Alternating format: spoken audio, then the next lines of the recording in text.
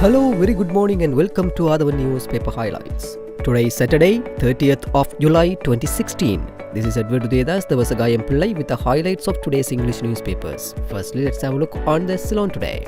The main headline says, Lasanda killing, ex-IGP grilled, evidence piling up, more arrests soon.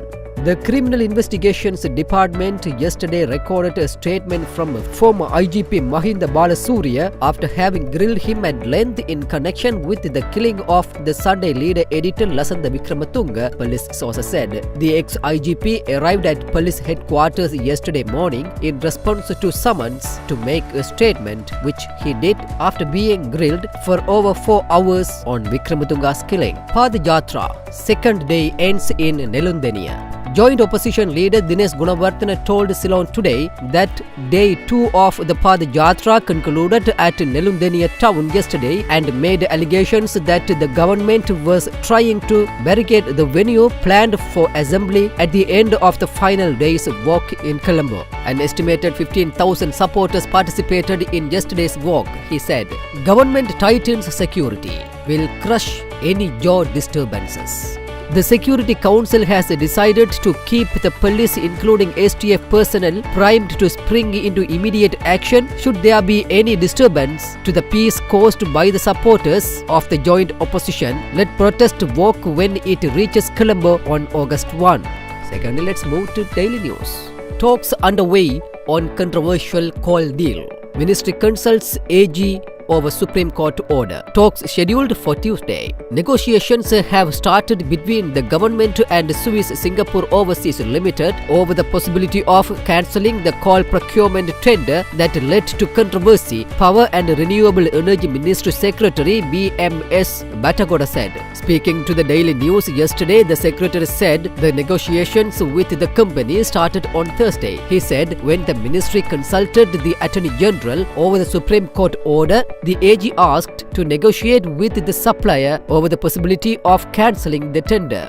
No need for long marches if former leaders governed properly, President Maithripala Sirisena said if former leaders performed their duties and governed properly, there would not be a need for them to undertake long marches for political purposes, hurting their feet, the president said at a ceremony at the Mavanella Provincial Council Auditorium yesterday. Though some people greedy for power walk along roads aimlessly, the government is committed to build the country by working with consciousness and discipline, the president said. Today, the country is suffering from a debt burden of 9,000 billion rupees. The new government has to face the challenges of an unbearable burden of debts created by the former government, he said. Padayatra is a vehicle parade, says Ranjan Ramanayaka. The fake group in parliament calling themselves the joint opposition, comprising a set of thieves, are participating in the Padayatra without even carrying correct placards, Social Empowerment and Welfare Deputy Minister Ranjan Ramanayaka said. It is not a walk, it is a vehicle parade. The former president and Pavitra Vanyarachi are travelling in Land Cruisers, he said. Finally, let's move to Daily Mirror. The main headline says, second day of Padayatra ends at Nelundeniya.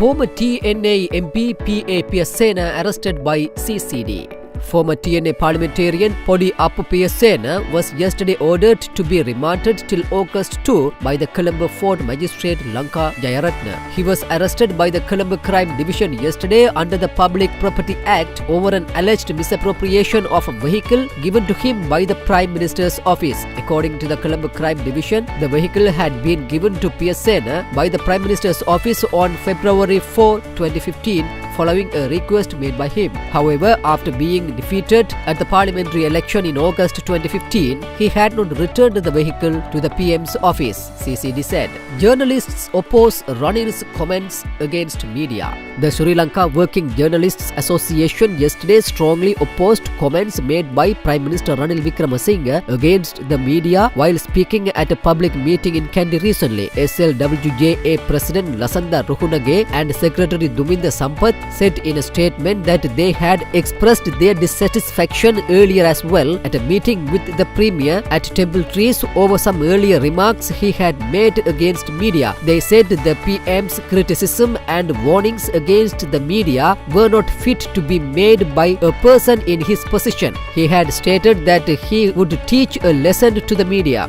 He should tell the country what lesson he is planning to teach. The statement said, "We respect the PM's right to criticize the media, but we strongly oppose moves to try and control the media by hiding behind that right," the statement added. With that, let's come to an end of today's paper highlights. We will come with more news tomorrow morning. Thanks for listening to Athavan Newspaper Highlights.